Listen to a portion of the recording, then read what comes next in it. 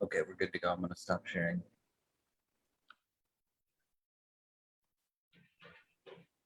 Good evening, everyone. Welcome. I guess I should say good afternoon. This is earlier than our usual time, and I went right to autopilot. It's such a pleasure to welcome you to this series, International Writers at BPL, Brooklyn Public Library. I'm Joel Whitney from Brooklyn Public Library's Arts and Culture Team, BPL Presents. I'm here in Brooklyn, and I am the only one on tonight's roster who is. It's truly us taking advantage of these Zoom moments to have folks in different time zones. And I'll turn it over very shortly to our series host, Anderson Tepper. If you are on the roster and we haven't found you because your name is not coming up, please identify yourself, raise your hand, Elagosa. Meanwhile, we're going to get started, hoping that Elagosa appears. To follow us and see what else is coming up, including more Poetry Month events here in Brooklyn and on Zoom.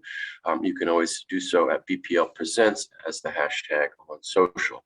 Our various social handles are BPL Presents. And we'll drop those in the chat. This is going to be a wonderful, engaging conversation between Andy and our writers, and hopefully at the end, you'll chime in. You can put your questions into the chat when we get to that segment. And without any further ado, I'm going to turn it right over to the series curator for this amazing and dynamic series, Anderson Tepper, who I think is in Italy on vacation. Welcome back, Anderson. Andy, cheers. Thank you. Thank you, Joel. Hope you're feeling well. I'll do a short introduction and then we'll get right into a conversation. So the bios, Ayana Lloyd-Bonwo is a graduate of the Creative Writing Program at the University of East Anglia and author of When We Were Birds, a bewitching novel of love and death and the powers passed down through generations of women, set largely in a cemetery in Trinidad. Okwiri Oduor is a graduate of the Iowa Writers Workshop and winner of the 2014 Caine Prize for African Writing. She is the author of Things They Lost, an extraordinarily rich vision of late 1980s Kenya, seen through the eyes of a solitary 12-year-old girl named Ayosa. And Elagosa Asunde, who we hope will join us soon, is a writer and visual artist and winner of the Paris Review's Plimpton Prize for Fiction. She's the author of Vagabonds, which explores an emotional underworld of lives and loves, constantly under a threat and attack in the bustling megalopolis of Lagos, Nigeria.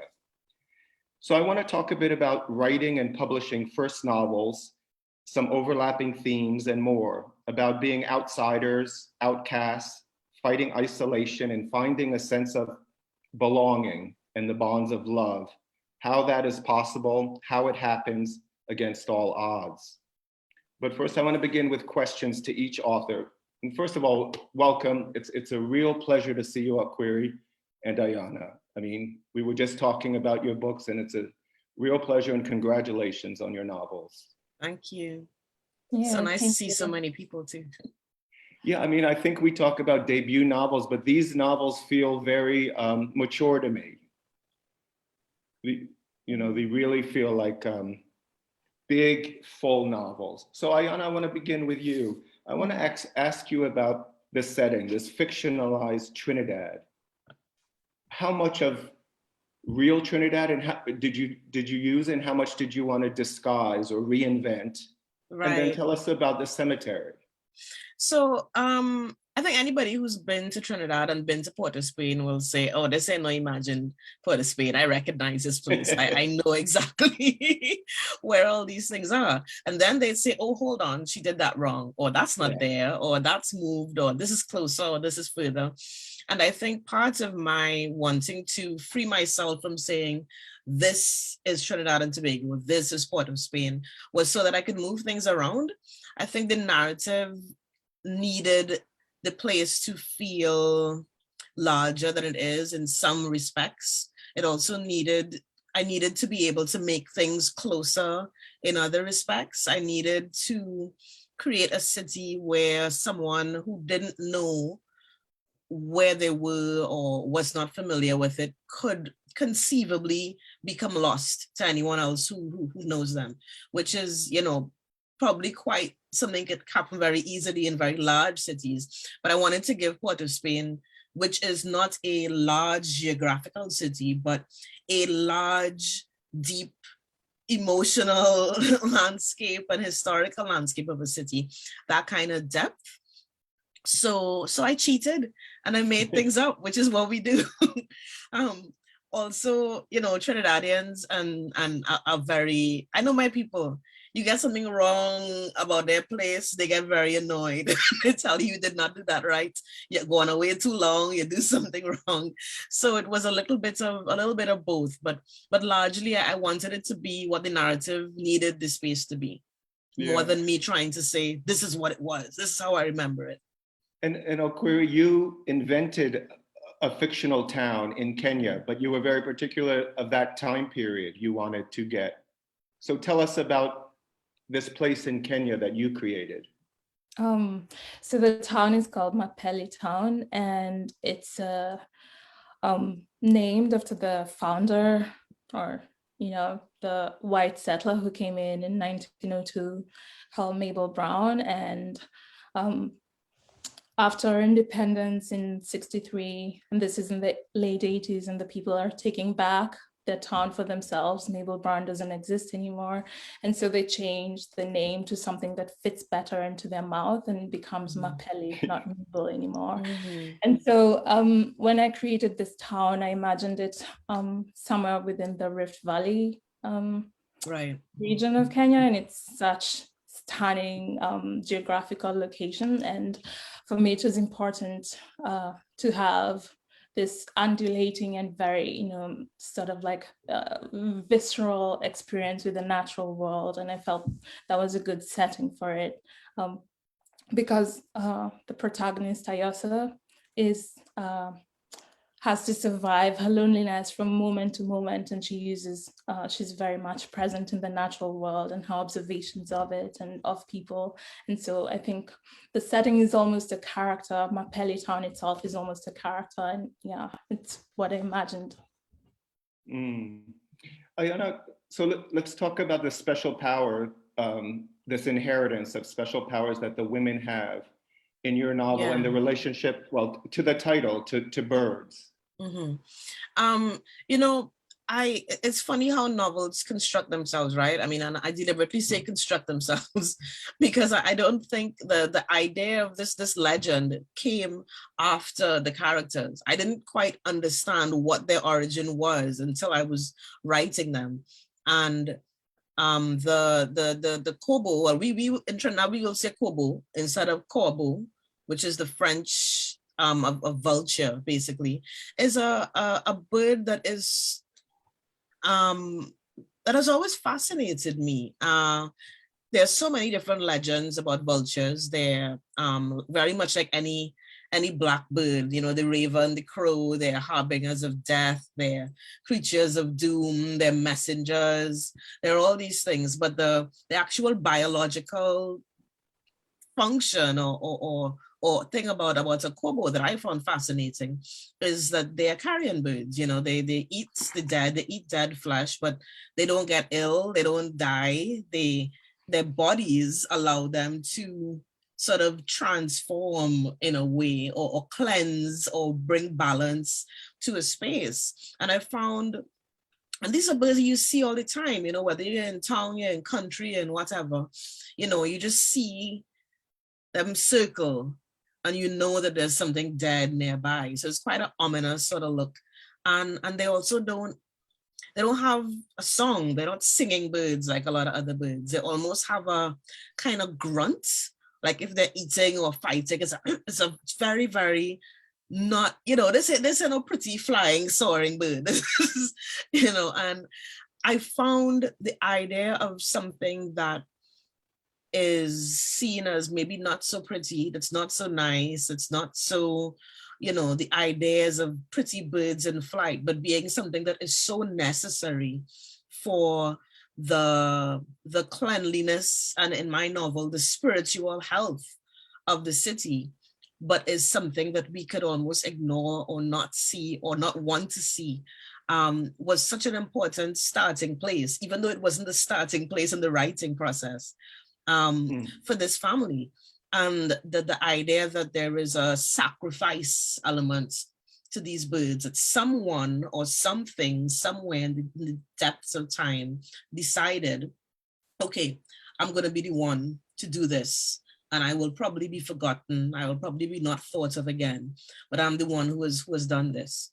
And so in sort of crafting it, it meant that I was going based on my own feelings about the Kobo in Trinidad, but also drawing on so many little bits of myths and legends and so that I'd read over the years, to the point that there's no source material for that origin story, but everything is its source material at the same time.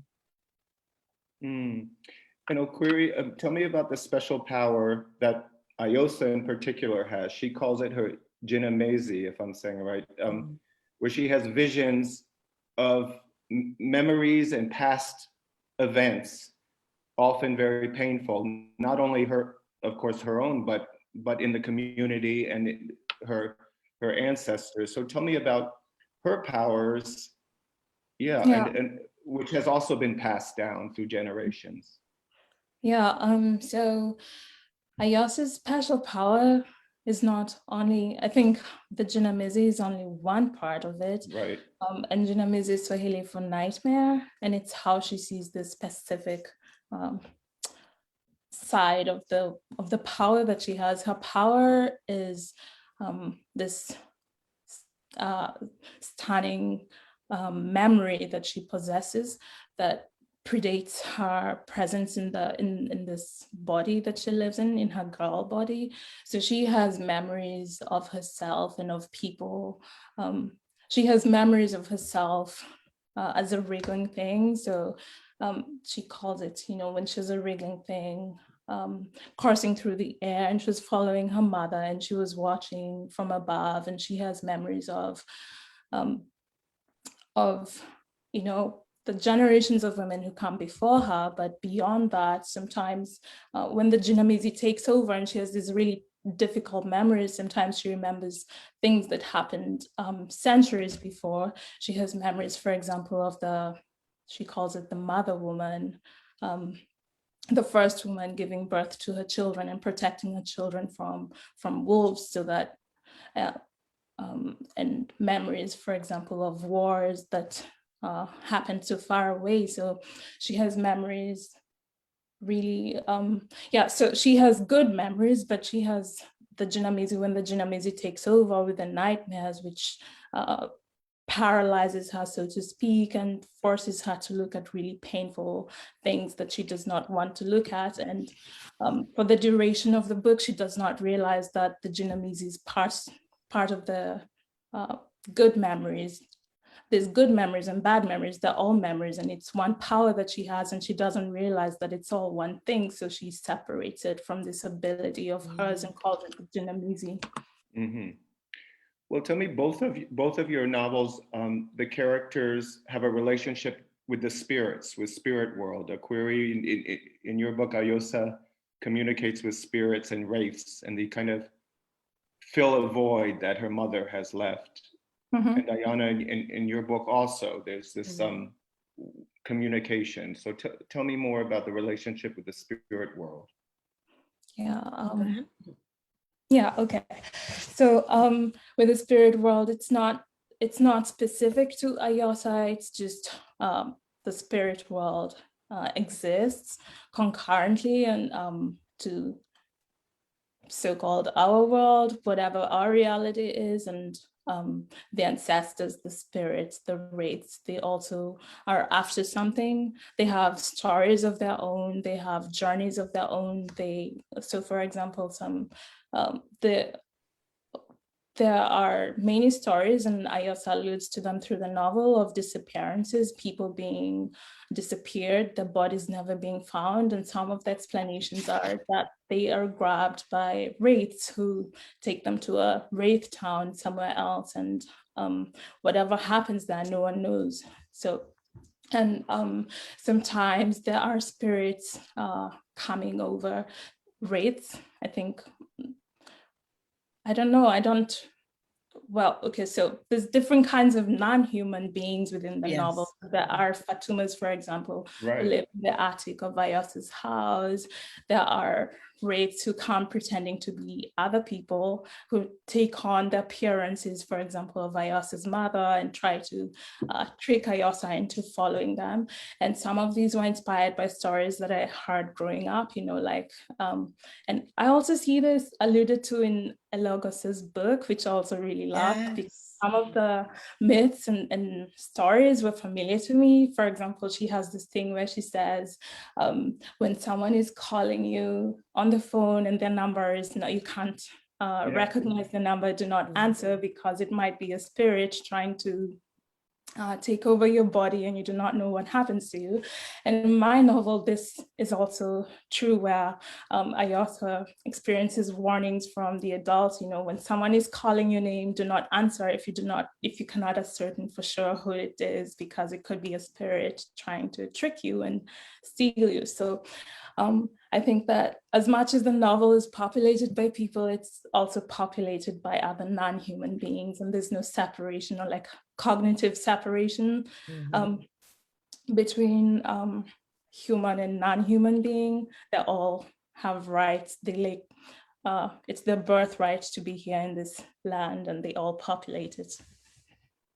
That was one of the things that I loved so much about reading both your novels. It felt like, you know, we are, as in terms of where we're from, not just, you know, birthplace, ancestral place, we are hundreds of years apart. I mean, people in the Caribbean, Black people in the Caribbean are hundreds of years apart from their continental African ancestors, but our stories are so similar. That same thing you mentioned, we have in Trinidad, we have a creature we call a dwen, and a dwen is a spirit of a child who died without being baptized.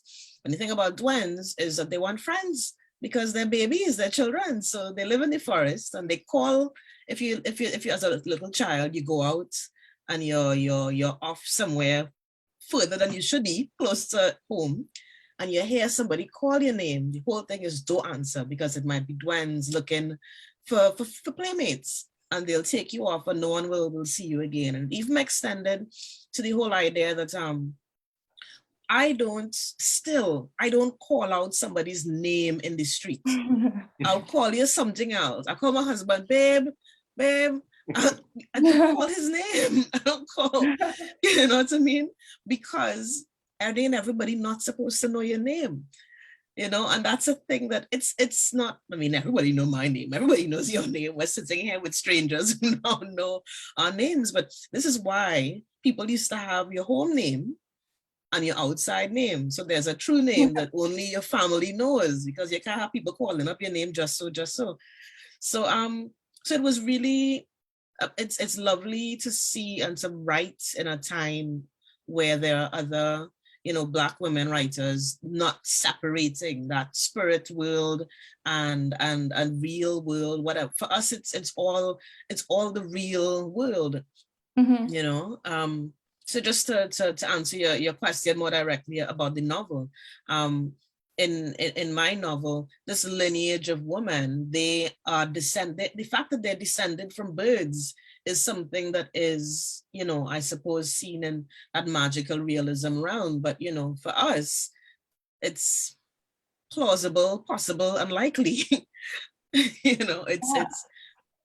And did you know you wanted to set the novel in a cemetery to deal with these ideas? Yeah, there is, so the real cemetery that Fidelis is very heavily based on is La Perouse Cemetery in Port of Spain.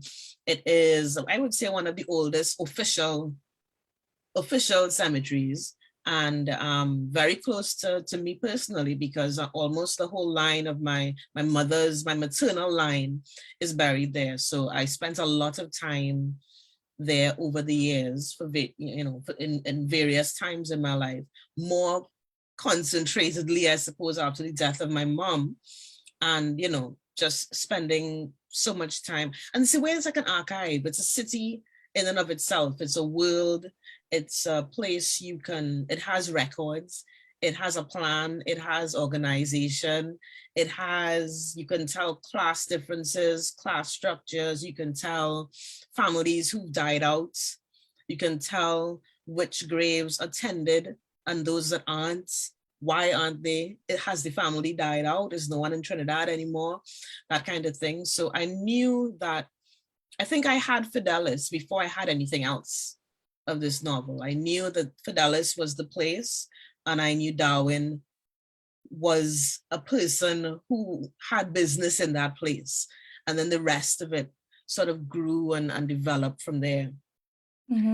I would like to ask you, just because you mentioned something that felt, you were talking about magical realism a little earlier, and talking about how you almost don't, I don't know if I'm rephrasing this, I'm not using exact terms, but almost like for us it's reality, it's not magical realism. And I think I was just thinking about it earlier today, and I think it's worth maybe talking a bit more about that. Yes, please. I'd love to hear your thoughts about it. Yeah, I mean, the thing is, everybody has their work to do, right? You know, the marketers who put the books into titles. Yeah, you know, that's their work, and you know, God bless them. It's also a way for people to find your work, to access it, to kind of have a sense of, you know, what am I picking up? If I like to read stories like this, then I might look for that tag. But, you know, there is a bit of that, doesn't always hit right. I mean, you read Alagosa's work also, and it is so seamless, you know. And even, you know, when you look at the categorizations of books, you know, I almost wonder sometimes, okay, where does this come from? So LGBT and urban fiction, but mine is romance and magical realism. They're both set in cities. They both also have queer love. They're both stories, you know what I mean? I don't know how these things get always decided. But yeah. I was wondering why the term makes me uncomfortable. And I was thinking that maybe it's because the history of it is from the art world, you know, and then via the art world and then into the academy. And then I was thinking also of Toni Morrison's quote about the definers and who gets defined. And then thinking also that, you know, I feel very uncomfortable defining people's lived experience as a genre, because as you're saying, you know, first it's not something you read in a book, it's something you experienced growing up, it's something you saw, people you know, who you saw ghosts yourself probably, I don't know, but so for me, it feels really strange defining people's lived experiences and, you know, like percolating it down into a genre that this and also like saying that this is the one objective experience and then there's other experiences. Alternate. Right, exactly. Yeah, it is weird. I have a question. You both did graduate writing programs. Was there pressure or a reaction in those programs to write in a style, or to call it a different style, or to categorize it? Because you're both incredibly original writers. I mean, I don't. Yeah. I think in my experience, when I don't think anyone was necessarily doing what I was doing. So that in a sense was quite freeing in a lot of ways. It meant that I just kind of got to get on with it. There wasn't, I suppose if I were writing crime fiction, for instance, you know, crime has very particular, and even that we could argue with, but let's just say it for argument's sake, you know, there are particular established conventions that, you know, so people kind of have a sense of, okay, how do I critique this work? How do I approach it? How do I not? Whereas I feel that I didn't have that experience where I was writing, first of all, I was writing in Trinidad Creole, which was like, okay, I could basically do what I want there, because who gonna check me? Who gonna say that's not how it is? You know? So I think, at least on my end, there was something liberating about, is it good? Can you tell me how it's not? No? Okay. But I'm gonna keep doing this, and it worked for me in that sense. I didn't feel like I had that. I didn't have that experience to deal with, unless I just railroaded my way over it and didn't notice, which I can also do. Yeah, What about you? I personally did not experience any kind of pressure toward a specific style or genre of writing. I think there wasn't pressure, but perhaps feeling misunderstood in what I was trying to do, or and it wasn't always, it was maybe in specific works that perhaps I could have, if begged the question if maybe I was trying to be too inventive, if my story was not successful, what is a successful story then? And if a story does not have any conflict because I'm trying to experiment with style or with language in a way that maybe not successful. So maybe the questions that might arise in specific situations regarding the work itself, not necessarily about what I was trying to do generally, if that makes sense. And absolutely.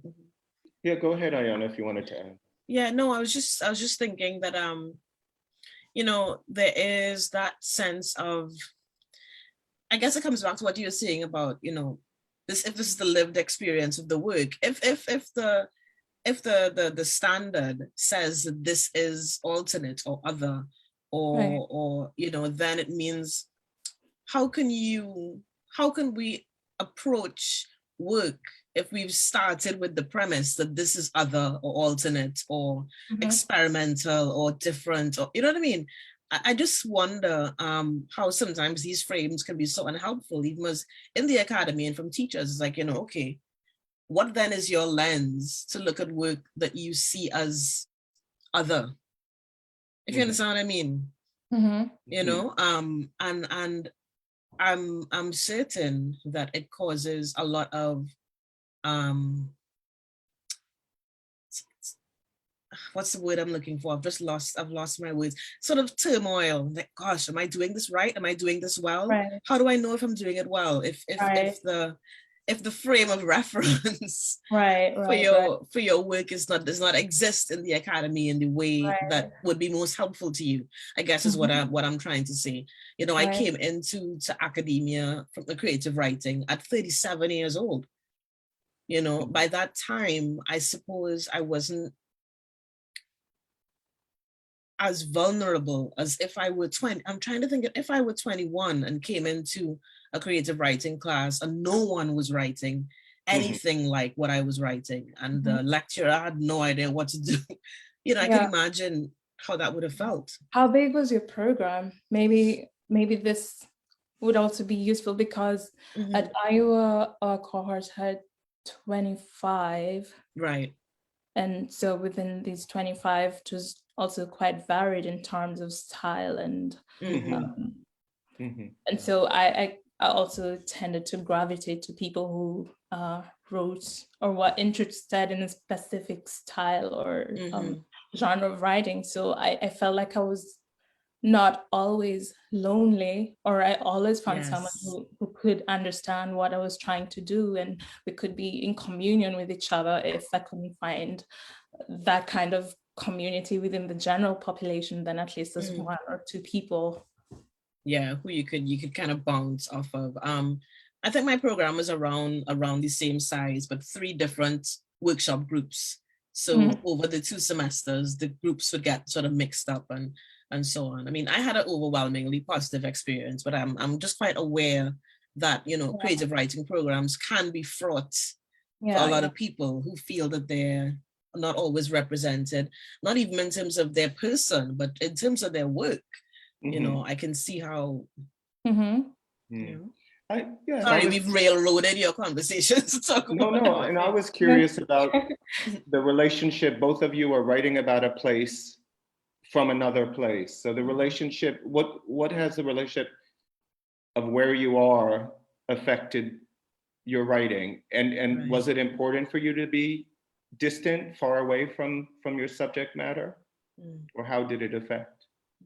God. Sorry. No, okay. you start. So a query is in Germany, you were saying. And yes, Ayana, you're in London. Yeah. I'm in Germany, but I did not write the book in Germany, or maybe parts of it. I read parts of it in America and parts of it in Kenya as well. So I was not completely divorced from the place. And before I left Kenya, I went to the National Archives and I perused newspapers from the region, and I scanned them and I had them with me away. So sorry, not from the region, but from this time period. So I felt like it was quite close to me. I brought it wherever I went. So I did not always feel, it did not feel like a separation. And maybe the separation was more psychic in terms of it presented a break from things I found difficult to write about or to think about while in Kenya, which maybe sometimes I felt quite claustrophobic by being too close or pressed too close to the space. And being away allowed me to look at things in ways that were less myopic, maybe, or maybe, to consider new perspectives. So a query, that period, late 80s, 90s, is when you were born in your childhood, was there something special about that time outside of your own history that you were looking for or looking to rediscover? Was it a period of turmoil? What was happening? Well, at least in the trigger of the novel, I wouldn't say it was something special that I was looking for, rather than it was just triggered by these memories I kept having. And I found myself in adulthood and thinking of my parents in their adulthood in this time, and remembering the adults around me and what they looked like, and they seemed to be always complaining about the economy and about, I mean, I guess that's what we're doing now, no? Still. But I just had memories of like retrenchments, for example, people being retrenched from work, and political turmoil. Again, like bodies being disappeared, but because of political reasons. And maybe it was a way of explaining to us children why bodies were being disappeared, and introducing stories of ghosts and spirits and wraiths snatching people. I have no idea. But I think I just had all these memories to work through, and I was trying to understand, or maybe looking at this childhood time with adult eyes. And you found some of that in the archives. You found stories that. Yeah, I mean, well, things that I remember, for example, in the 90s, my mother was a teacher. She's a primary school teacher. And there were a lot of strikes, riots, and months at a time, sometimes, when my mother didn't work because the teachers were striking. And so, but these were only memories that I had as a child when I was in a private school. So I got to still go to school in not in school uniform, in home clothes, as we call them, so that other kids wouldn't get attacked. We would just look like regular kids. Yeah, but I remember my mother not going to work for months at a time, and times that were also very difficult for my family. And so trying to understand where's the boundary between, can I trust my memories? Am I looking at it with a child's naivety or nostalgia, or, what really happened in this time? I remember also stories that we had as children, that we told each other, you know, like when the president's motorcade was standing, we all had to, when it was passing by, we all had to stand at attention and look by. And then us kids were so terrified because there were rumors or stories that the president always carried this club, it's a rungu as we call it, and that he would point it at the kids, and if the president points it at you, you will die. And so we were also terrified. And so looking back and having all these stories and trying to understand what was truth and what was fiction, and going back to these newspapers to read the stories and sometimes finding explanations and sometimes not. Right. And Yana, what about the writing of your book? How much did you do in Trinidad or go back to Trinidad for research? It's so funny that you just talked about, you know, because my mother was also a teacher, and I also remember the 80s, 90s being strikes, structural adjustment. I don't know, we're just all living the same lives, and it's so bizarre to me. So often you think you know, what's happening to you is happening to you, and it's absolutely not. On my end, I started writing this novel in Trinidad in, I think, maybe 2017. I actually started writing a short story that was about a man who worked in a cemetery that was called Fidelis, and was Darwin, but he was much older and much more jaded. This was Darwin who didn't make any of the choices that he made in When We Were Birds. So I actually started writing this story much further on in time.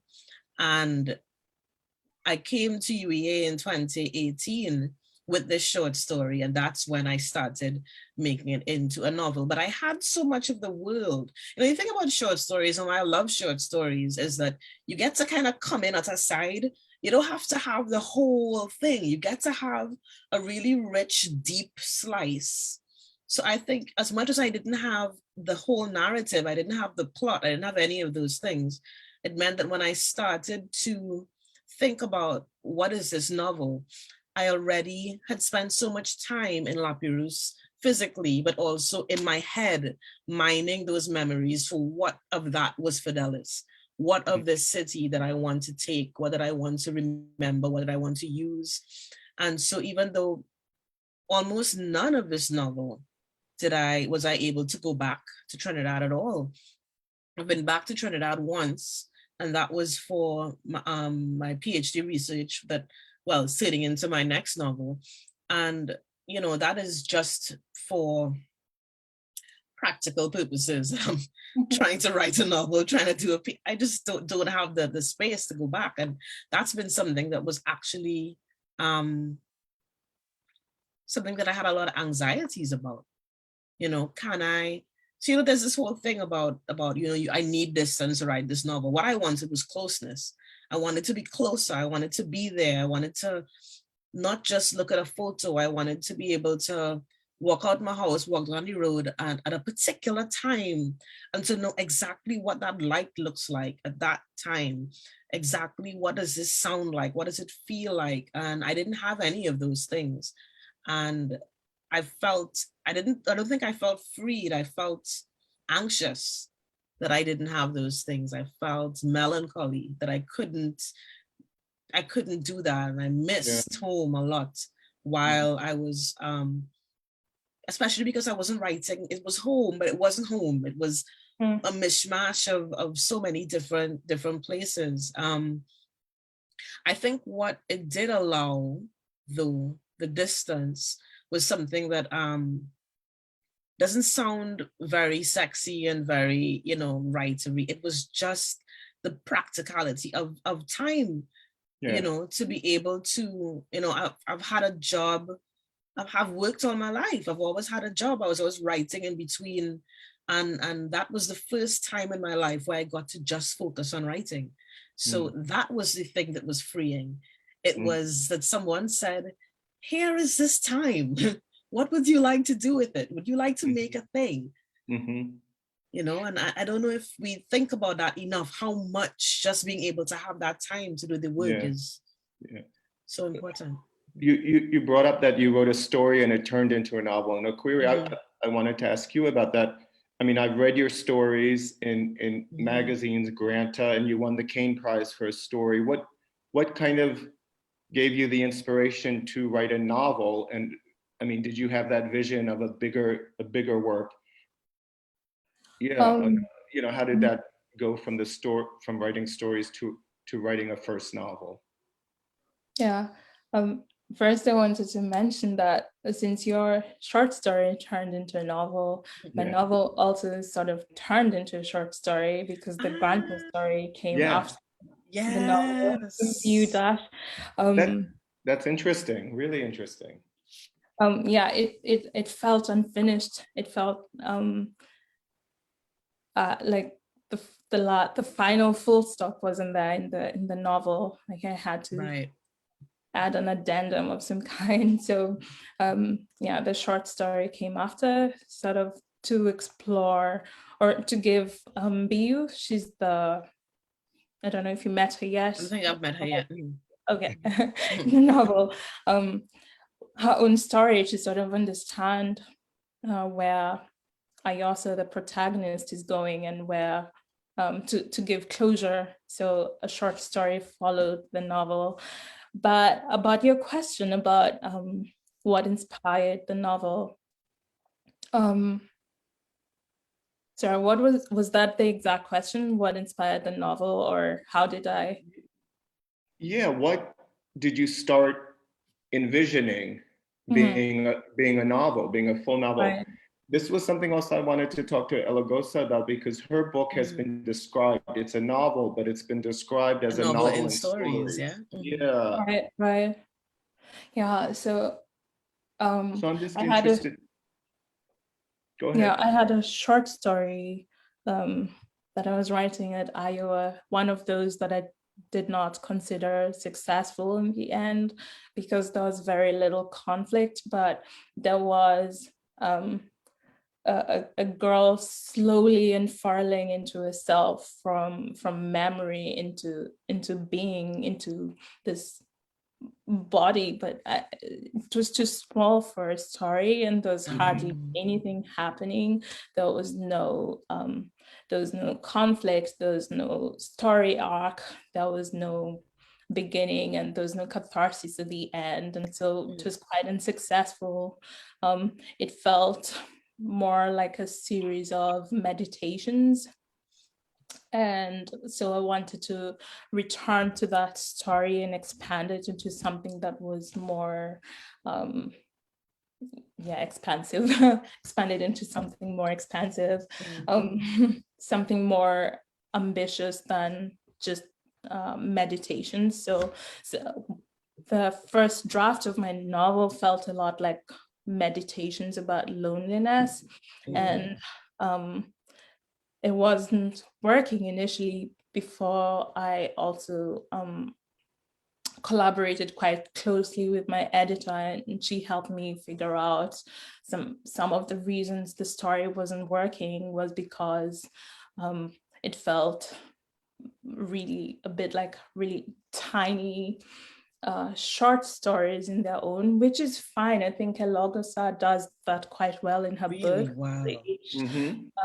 Each section is its own complete story, its own work, but it ties in so satisfyingly. But I think in my book, it wasn't doing that, and it was it had ambitions of being a novel and not a novel in stories.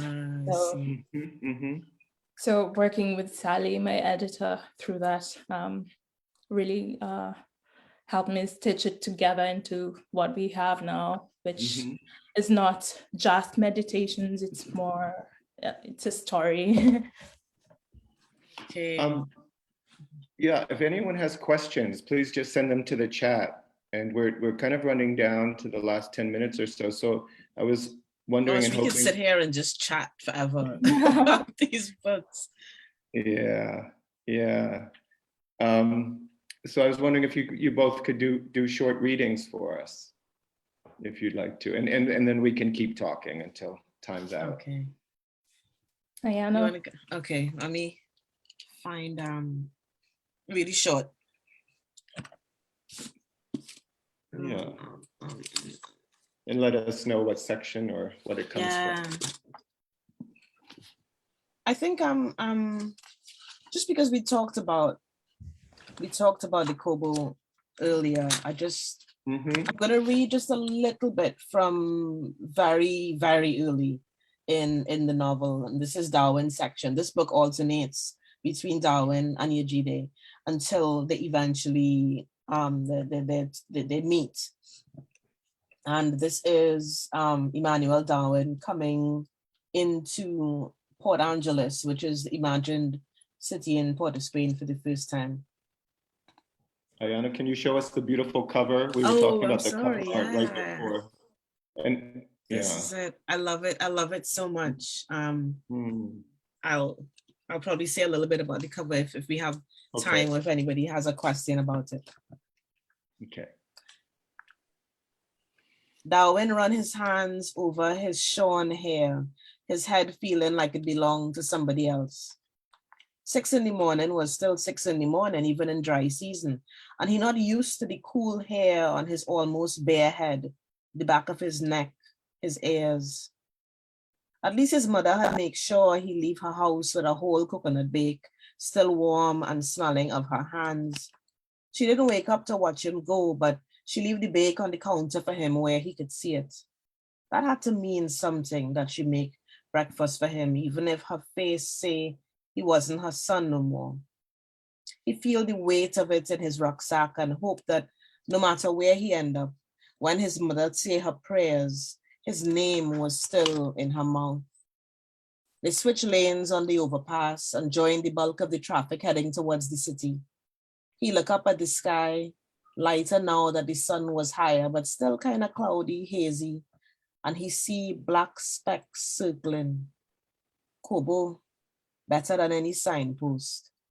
He watched the birds circling slow. His mother, Janaya, used to say that once you see so much Kobo, you know you nearly reach Port Angeles. It's not like they ever do anybody anything, but it's something about the silent way they just circle, and how sometimes you can see a whole set of them just sitting in a line on a telephone wire watching. Once you see Kobo, you know it's dead they're there for. And in the city, dead though bound to be a stray dog or a manicure or will meet at restaurants throughout in the drain. Could be a woman head that the police never even find after they find the rest of her body. Could be a man floating fat and swell up with water in the harbor. Could be a child in a crocus bag that nobody know there till they see the Kobo flying. When he was small, he used to ask Janaya, how come they never went in town to go cinema or concert like everybody else? She gave the same answer that she gave then. She gave the same answer that she gave when he asked about his father, if he was still in Port Angeles. Is only dead in the city, Emmanuel, and Rasta don't deal with the dead. Thank you. Yeah. I just want to say that I really love the section you read, and when I was reading it the first time, I had this also this image of the son leaving and hoping that the mother still says his name in prayer. I found that very powerful, and also that your book feels very musical when you're reading it, and it's just such a pleasure to hear the music of your work. Thank you. Actually reading it. Thank you so much. I think I always say that I am alive because of the woman that pray for me despite my heathen ways. So I'm always aware of how much somebody else's prayers hold us up, even if we don't ask for it or deserve it, you know. Thank you. I'm so excited to hear you read. Okay, so I am reading, so I should say where I'm reading from. It's the beginning of chapter 6. I also awoke at 8:30. Something was wrong. She did not know what exactly, but knew that this wrongness was what had startled her in her sleep. She lay still for a moment, disoriented. Then she kicked off the covers, crawled out of bed, and stood in the middle of the room. She looked about her, searching for it, the wrongness. Everything was motionless. There were no sugar ants tumbling over each other on the windowsill, no barn mice or teal-faced lizards burrowing about in the thatch, no bee-eaters or babettes flurrying about and whistling in the frangipani bushes. She looked around, she looked through the window into the foggy backyard. The sky hung low, swaying like a wind-swept tarpaulin. Something darted in the corner of her eye. The wrongness, it was not outside at all, but right here in the room with her, just a hair's breadth away, cuddling the air with its fetid heat. And she knew what it was, her jinamizi. It was a dark, horrible thing that visited her sometimes, bringing her memories that were not hers, that had never been hers. She said, "Please don't touch me," as though jinamizis were things that one could reason with. She pressed her eyes tight and braced herself for that moment when the jinamizi would knock her over. She did not feel it, neither the nauseating giddiness of her body twisting in on itself, nor the dreadful clanging and shattering of objects inside herself as her legs crumbled beneath her body. In the memories that the jinamizi brought, she was no longer Ayosa. She was neon-colored coral polyps pulsating in a far-off sea full of plankton. And then she was the first woman, the mother woman, shivering, writhing alone inside a muddy trench, bearing a litter of doe-eyed, jaundiced babies. And then she was a persecuted man with a bullet boring through his cranium, shredding it to sawdust. Nearby, in a watchtower, a soldier smoked tobacco in a sheet of paper torn from a Bible. He had just pulled the trigger, and now he watched as a persecuted man's blood spread, pretty and dainty upon the white snow, like a yard of silky rayon velvet. Beneath the watchtower, another thing smoked, an incinerator, charring the remains of nameless, faceless, disposable people. "Stop!" Ayosa begged the jinamizi, gnashing her teeth. The jinamizi did not stop. Now she was the mother woman once more, still swollen from her recent parturition, shielding her wretched litter from a pack of wolves, saying in her crude prehistoric language, "These babies are sure cursed, but rather I take them out with my own hand than watch a wolf do the job for me." Yeah, I'll stop. Love that section. Thank you. Yes. You know, Query, it occurred to me that both of your novels deal with the very fraught relationships between daughters and mothers, the mother relationship. And Query, in yours, the mother, Panumbo Promise, has her own version of nightmares that are really interesting. Mm-hmm. So she falls inside herself. That's what Ayosa calls it. And she has lives nested inside each other like babushka dolls. So when she falls inside herself, she becomes someone else. So her outer person, her outer body is pretty much dead, so to speak. There's nothing happening to it. When you look at how you think she's dead, but she's still living inside of herself. She has a separate life completely, where she's a different person with a different name, living in a different, in a red city far away. She's the daughter of a poet and who was cast away, and she's living in a tree hollow. She murders, and she's a robber. So she has an entire separate life.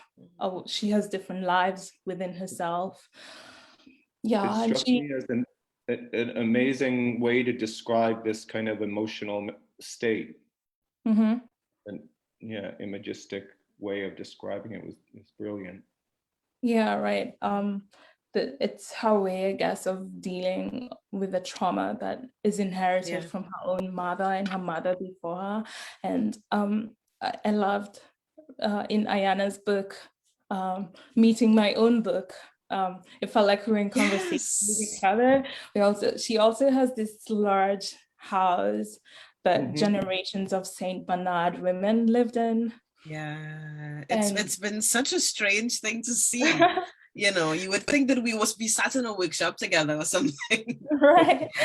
Yeah, I think it's the magic of it. Somehow I felt quite close to you through our novels, although I had never met you. It was really like meeting someone else.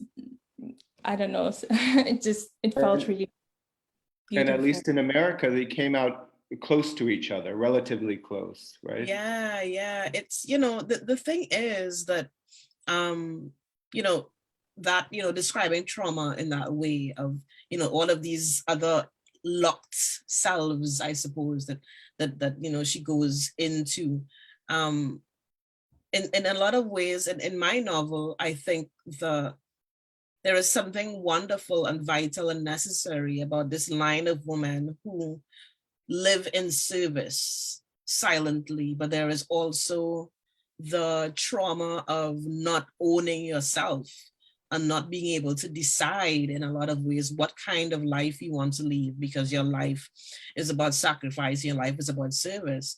And there is a way that, you know, so similar to the Genovese in your novel, that there is a force that can sort of come in and take your body, whether you want to or not. So, you know, the Saint Bernard woman's relationship with the dead, you know, is I think we're sort of used to the sort of story of somebody being, whether we grew up reading Greek tales or whatever, very physical. There's a river and there's someone who goes and takes the dead and ferries you over and that kind of thing. This is different. This is everything happening at the level of spirit.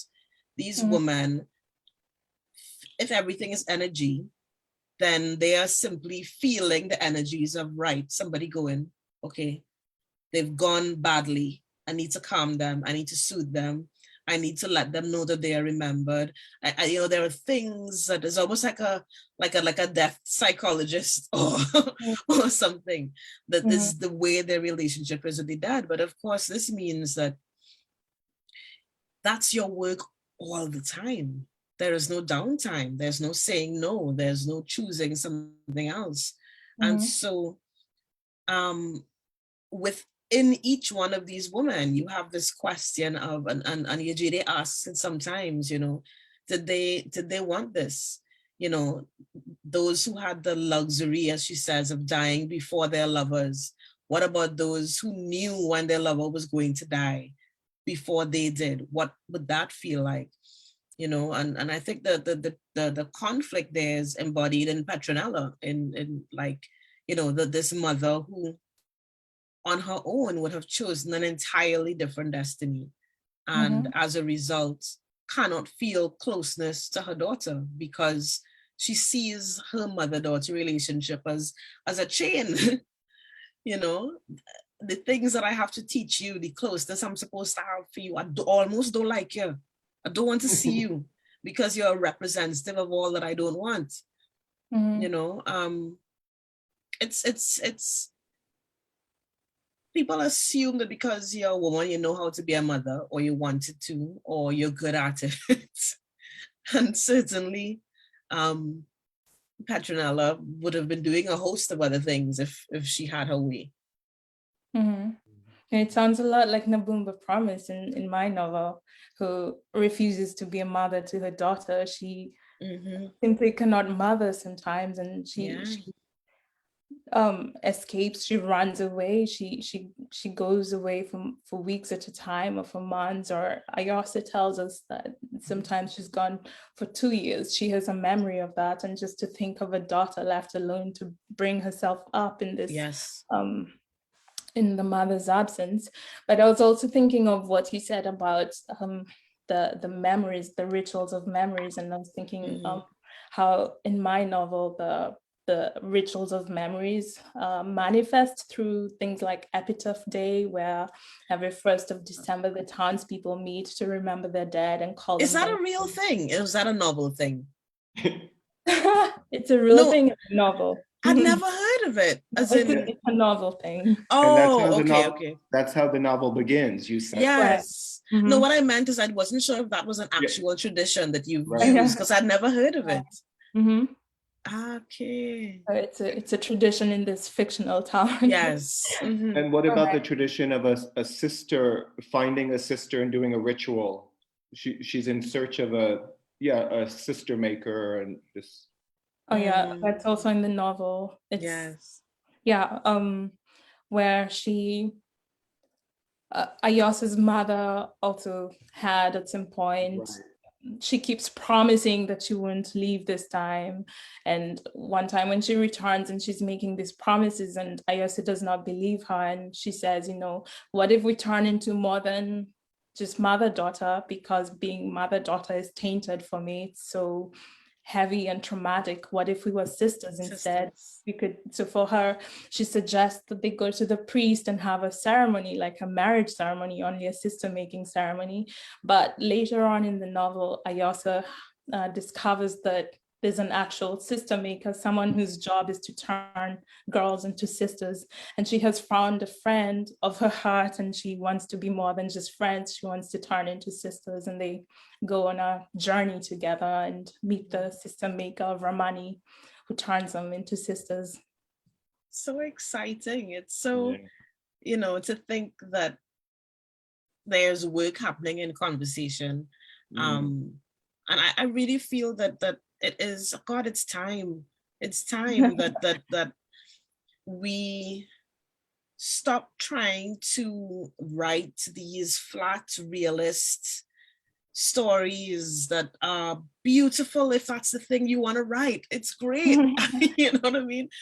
But oh gosh, I love the fact that these are our realities, and these are the realities that we reflect in our fiction and extend and compound and make larger than they are. And I love that we meet each other in fiction. And I was, go ahead. I'm sorry. No, I'm done. No, I was just going to say, we talked to Queer in a short interview about some of the authors that you quote in the book. You mentioned, and Zora Neale Hurston is one. You mentioned Their Eyes Were Watching God, and you said that was, so your book is in conversation, I thought, with Zora Neale Hurston as well, especially the language. Yeah. Go ahead. No, you go ahead. No, just because you mentioned language, it sparked a whole thing in my head about and that's another thing that I'm so interested in, particularly for Caribbean writers, that and there's so many different ways to do it. The way I did it isn't the only way to replicate Trinidad vernacular, Trinidad English, Trinidad Creole on the page. I've chosen to extend that present continuous throughout. Whereas, there's some other writers who keep the cadence, but perhaps not the grammar. I've decided to go the full hog, and it's been interesting to see how readers respond to that. I've had readers who couldn't get past it. They couldn't do it. It was like, I love this story, but I want this story to do what I want it to do in terms of language, so I can get it. I find that crazy, because when you're reading your work, you get so engrossed and just immersed into the narrative universe and whatever it demands and whatever it offers demands of you and offers to you, that you forget. I do not notice anymore that this present continuous is happening. I just notice the music, the sentences dancing before my eyes, and just that's great. I hear the music of the words. I do not notice it. Think of the grammar. Yeah. It's so strange that was a response.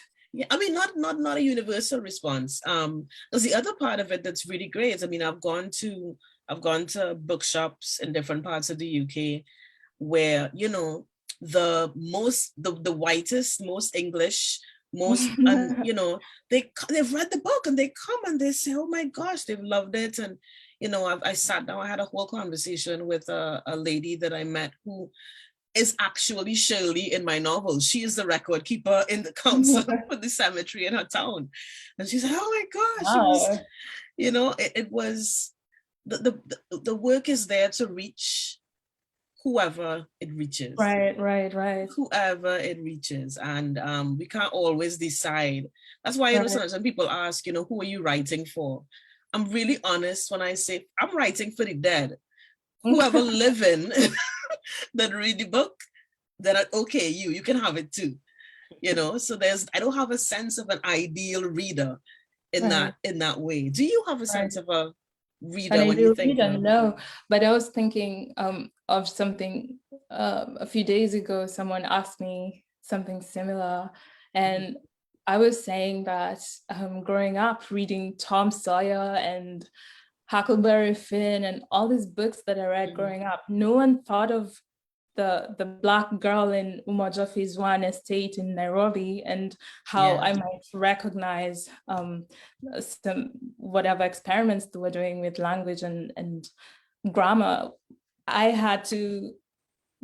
There was no meeting the author halfway. It had to go at the entire 9 years and meet them where they were. And if that was good for me as a 8-year-old girl, why is it not good for my reader right now, wherever they may be? I would like to imagine that if my story is my novel is successful in its attempt, then the reader should glean what they need to from the context and from the subtext. I do not have to explain everything. And if they need a dictionary to accompany the story, then maybe they're not the right reader for me. And I'm very much okay with that.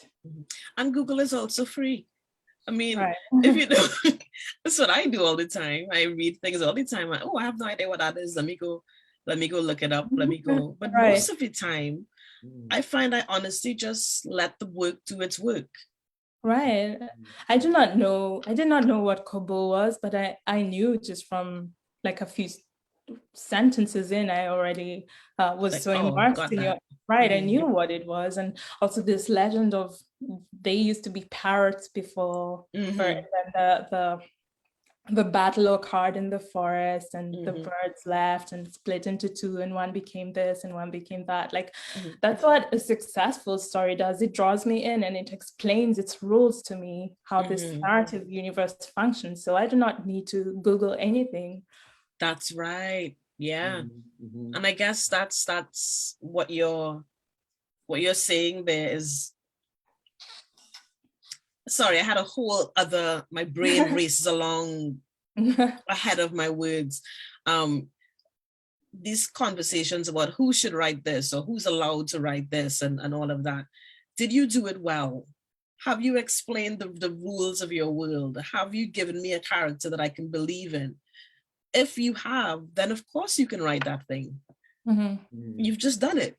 You've written it and someone's read it. And yes, if you haven't, that's when we have what we're having is a craft conversation. We're not having a permissions conversation. We're having a conversation about writing, you know. So that's kind of where I like to leave that conversation. And then you realize everything else falls away. If you can write it, then you can write it. You know what I mean? Oh, so I think we'll end there. We've gone on a little long, but I was just listening to you both. What a pleasure, what a real pleasure. And I think you've answered some of the questions that we've had that have come in from the audience, and I hope everyone's satisfied. But Akwiri and Ayana, what a real pleasure to hear you speaking to each other. Thank you so much. Pleasure for me. Truly, I can't wait to speak again. I think we will be in conversation with each other in Edinburgh in August. So. Oh, wonderful. I didn't know that. You're ahead of me. I didn't know the details. Oh. So I'm really happy to hear that now. All right. It was really lovely. Thank you both. And thank you, Joel. Thank you, the library and the audience. Thank you all. Thank you, Anderson. Bye. Thanks, everyone who turned up. Thank you. Thank you so much. Bye-bye. Bye. Good night.